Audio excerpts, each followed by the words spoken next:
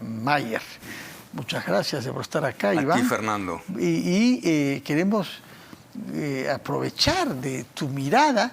¿Qué está pasando en el Perú? Esta mañana ha habido esta reunión promovida por la señora Boluarte con los gobernadores regionales, orientada a acelerar la inversión y la obra pública, que hayan resultados. Por supuesto, todo el mundo piensa inmediatamente en el agua. Falta agua, no hay saneamiento, no se ha invertido, etc. ¿Estamos orientándonos realistamente a eso o seguimos empantanados? Bueno, Fernando, creo que la situación del Perú puede resumirse en una frase como esta: lo único cierto es que todo sigue siendo incierto, ¿no? Y me parece que no hemos salido de la crisis, seguimos en el túnel y sin esa providencial luz al final. Yo entiendo que el gobierno o el Ejecutivo, evidentemente, traten de demostrar y proyectar la imagen de que hay una gestión de gobierno, de que hay un Ejecutivo que está gobernando el país, y eso me parece legítimo y además total y absolutamente necesario, para eso están.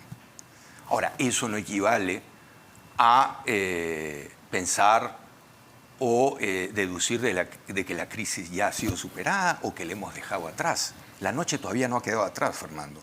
Presiento y temo de que todavía nos esperan algunas jornadas duras. ¿Dónde? Bueno, me parece que principalmente en el sur, donde ya se anuncian nuevos esfuerzos por organizar o articular movilizaciones y protestas para los próximos días. Y lo conversamos, creo que la última vez aquí en tu programa, a propósito de precisamente el tema de las movilizaciones y protestas, cuando me preguntaste sobre cómo veía la proyección, la perspectiva o el horizonte de estas, te dije, bueno, esto va a ser oscilante, va a ser ondulante, va a tener altas y bajas, ¿no? Esto no es lineal. Y evidentemente también hay que decir aquí, Fernando, de que las movilizaciones y protestas que hemos visto entre diciembre, enero, parte de febrero, se han agotado desde adentro mismo de las protestas o movilizaciones. Pero algunos hablan de un relance y están planeando. Sí, claro, eso incluso está. Hablan de abril y qué sé yo, ¿no? Sí, claro, eso está evidentemente dentro de, digamos, la retórica o la narrativa de los que tratan de articular políticamente un posicionamiento frente a la protesta y la movilización que hemos visto. Pero sin duda estamos en un momento de inflexión de la protesta y la movilización, eso es objetivamente claro, ¿no? Ahora, ¿qué viene para las próximas semanas o días? Bueno, es una pregunta que de pronto no tiene todavía una respuesta clara, pero sin duda los elementos o los factores que agitaron, catapultaron o gatillaron esa protesta siguen intactos. ¿Cuáles son? Bueno, básicamente el tema del adelanto de elecciones, que no se ha resuelto, como también lo conversamos hace aproximadamente un mes aquí, y momento en el que veíamos, creo que ambos, con bastante pesimismo, la posibilidad de que el Congreso destrabara, ¿no?, la salida para el adelanto electoral. Seguimos con la misma incertidumbre, ¿no? Asunto que pasó exactamente así como lo previmos, ¿no? Entonces, me parece que eso ciertamente no se ha movido un ápice, ¿no? Ha habido, si uno revisa obviamente la trayectoria parlamentaria de las últimas semanas, antes de que concluyera esta legislatura, esto pues que se llama o se conoce como el gatopardismo, ¿no? Que algo cambie para que todo siga igual. Y es al final lo que ha pasado. Hay una suerte de bloqueo contento o feliz en el escenario parlamentario, ¿no? Sea porque hay o han habido posiciones maximalistas desde la izquierda a propósito del tema del referéndum por una asamblea constituyente, sobre el cual no dieron su brazo a torcer hasta el final, ¿no? Y luego también este cambio a través de una reconsideración sobre la primera votación que se había obtenido con más de 90 votos para que las elecciones fueran en abril 2024. Sí. y que al ser cambiado para, ¿no es cierto?, la fórmula, ¿no?, de adelanto este año, terminó naufragando. ¿Por qué sucedió eso? ¿Por qué Hernando Guerra García, que es un hombre que ha mostrado cierta habilidad, introdujo ese cambio, lo que condujo a lo que usted ha narrado? Se perdió la fecha del 4, fecha de abril, y no se ganó una en el año 23. No creo que haya sido solo una decisión de Hernando Guerra García, quien conozco ciertamente de los tiempos universitarios y con quien he tenido alguna amistad en algún momento. Creo que esta ha sido una decisión de un colegiado político, partidario, en este caso Fuerza Popular. Pero eso supone que haya una motivación, que hay un cálculo. Un cálculo, diría yo. ¿Cuál es ese cálculo? Bueno, creo que alinearse, ¿no es cierto?, con el temperamento o el humor del momento. Es decir, Fuerza Popular sí está por el adelanto electoral para este año. Sintonizar, conectar con ese humor movilizado, crítico hacia el Congreso, hacia la clase política, hacia el gobierno, sin duda. Ahora, el camino al infierno está empedrado de buenas intenciones, como sabemos. Y me parece que ha sido el caso, ¿no? Sí, en todo caso nos hemos quedado sin ninguna fecha. ¿Qué está pasando, entre tanto, en regiones? Porque la que llama la atención es que hay una gran diferencia. Hay regiones que nunca participaron en el movimiento de descontento y de protestas. Y hay otra, pues sobre todo Puno, que sigue en él desde hace 2 meses sin muchos cambios. Bueno, Fernando, creo que son dinámicas regionales y locales distintas. Hay agendas muy diferenciadas entre lo que puede ser, obviamente, la región Puno con respecto a Cajamarca, donde hemos visto, digamos, una celebración carnavalesca por todo lo alto en términos, digamos, de participación. Pero me parece que en la macrorregión sur, como se le suele llamar, hay agendas diferenciadas, ¿no?, que evidentemente introducen dinámicas y actores con agendas propias, particularistas, que sin duda ven en esta coyuntura oportunidades para satisfacer, ¿no?, agendas o demandas muy propias. Y ojo, evidentemente, como ya se ha escrito y se ha dicho mucho, acá hay también, pues, los circuitos ilegales, ¿no?, que también juegan su partido dentro de estos espacios regionales. Minería ilegal, contrabando, tala ilegal, por supuesto, pesca ilegal. Todo esto, digamos, se trenza con movimientos, ¿no es cierto?, legítimos, ¿no?, de crítica a la política, a la clase política, al establishment político, ¿no?, que es lo que hemos visto, sin duda, desde diciembre del año pasado, ¿no? Ha sido básicamente una irrupción crítica frente a lo que se conoce como el establecimiento político, el elenco estable, el establishment. Más allá de las etiquetas, los nombres o las consignas, lo que ha habido, creo yo, es básicamente una protesta dirigida a criticar, cuestionar ese establishment político. Lo que llama la atención es que el movimiento comenzó como una protesta contra el fin del mandato de Pedro Castillo en zonas como Huancavelica y Puno, que creo que son las 2 regiones que más votaron por él, encima de los 88%, Huancavelica cerca de 90% me parece. Pero esa reivindicación, que Castillo salga de la cárcel, eventualmente que se restablezca, ha ido perdiendo respaldo. Sí, se ha ido desinflando. Se ha ido desinflando. Se ha ido desinflando, se ha ido disolviendo en el tiempo. Me parece que eso tiene que ver, Fernando, con el hecho de que políticamente Castillo y su, digamos, círculo de operadores o de voceros más cercanos, pues no tiene ciertamente la pericia política para sostener en el tiempo, ¿no?, una bandera o una plataforma alrededor o en torno a Pedro Castillo. Creo que eso evidentemente cojeaba desde su nacimiento en términos de protesta política a partir de Pedro Castillo, más aún después del golpe del 7 de diciembre. Me llamó mucho una entrevista que vi con el artista, el escultor Víctor Delfín, que es un artista con raigambre popular, ¿no? Un piurano de 95 años de edad. Es decir, Sí, una sí, persona lo que está conozco, Víctor, más allá claro. del bien y del mal, es el autor del Beso, que es la escultura que hay en el Parque del Amor, en Miraflores, ¿no? Acá tenemos justamente algunas imágenes de un malecón cercano. Y él decía, por supuesto que Castillo es un ladrón, pero hay mucha gente que quiero percibe, él es mi ladrón. Ah, sí, claro. Y sostiene que la identificación con él va más allá de la valoración que se puede hacer de su ética, que es muy mala, y de su competencia, es decir, de su idoneidad. Sí, pues hay una Tenemos- identidad disruptiva ahí, Ya. ¿no? Bueno, y lo que Víctor Delfín, de una u otra manera, ha hecho es parafrasear una frase atribuida a un funcionario norteamericano A Roosevelt sobre Somoza. sobre padre. Somoza, Es sobre un el hijo dictador de mala Somoza en madre. Nicaragua, ¿no? Es un hijo de mala madre, pero es nuestro hijo de mala madre. Exactamente, Sí, tal sí, cual. sí. Entonces, sí, ciertamente, hay un tema ahí de identidad, ¿no? Que está más allá de las razones y las objetividades, ciertamente.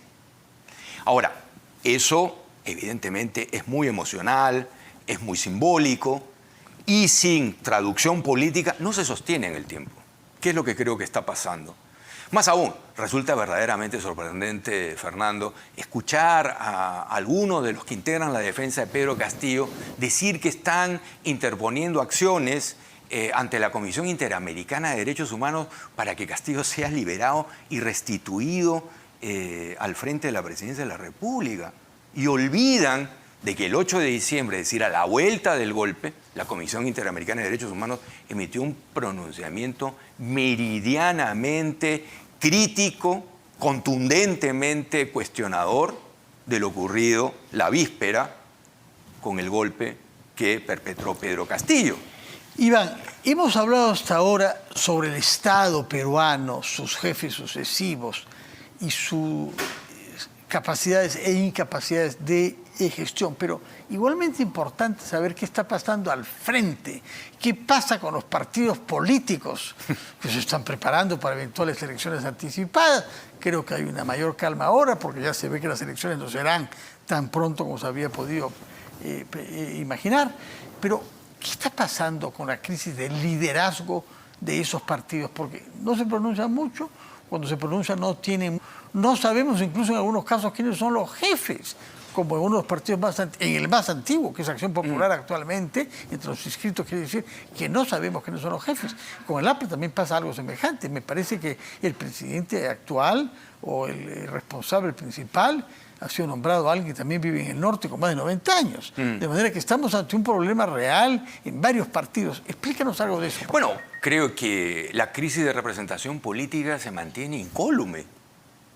Entiendo que hay en estos momentos 16 agrupaciones políticas aptas para participar en procesos electorales. Más las que se están inscribiendo. Más los que estén en curso o en camino para lograr su entrada al ROP. Sí.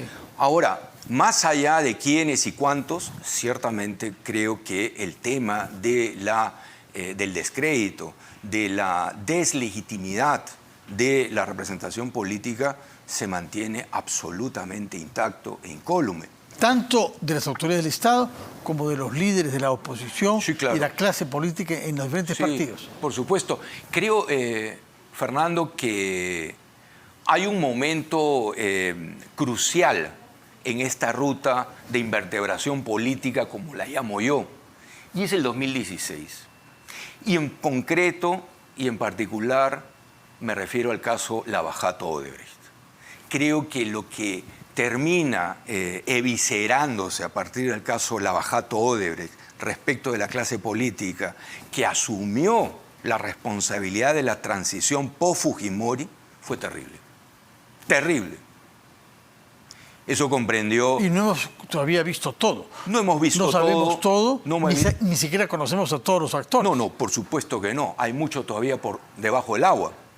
Pero tenemos sí algunos protagonistas lamentables como Alejandro Toledo, el primer presidente de la transición, sin contar a Valentín Paniagua, ciertamente. Que no fue elegido por voto popular. Que no fue elegido por voto popular, pero Alejandro Toledo, que tiene obviamente la presidencia entre el 2001 y el 2006, lo tenemos ahora a puertas de una extradición y con imputaciones gravísimas de corrupción en la más alta escala, ¿no? Entonces, si revisamos la estela de lo que ha significado o lo que significó el caso Lavajato Odebrecht, pues ciertamente vamos a encontrar ahí un ingrediente crucial, capital, para entender cómo es que del 2016 en adelante todo este elenco de la política peruana, partidos, liderazgos, terminan en buena cuenta cayendo en una profunda e irreversible deslegitimación hasta el momento, ¿no?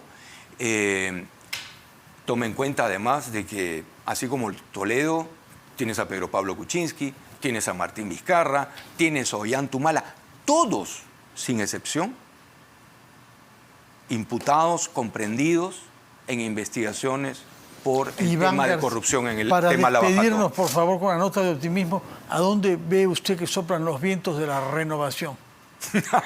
Es una de las preguntas más difíciles que me han hecho. No, pero algo lo alentará. Verá jóvenes usted, verá instituciones, verá resultados, verá científicos, artistas. Algo hay en nuestra sociedad. A pesar de todo, me parece, Fernando, de que la institucionalidad democrática peruana, con todos sus problemas, con todas sus precariedades, ha resistido. Ha resistido otra vez, ¿no es cierto?, un embate golpista como el de Pedro Castillo el 7 de diciembre pasado. Ha resistido con errores, con excesos, ¿no?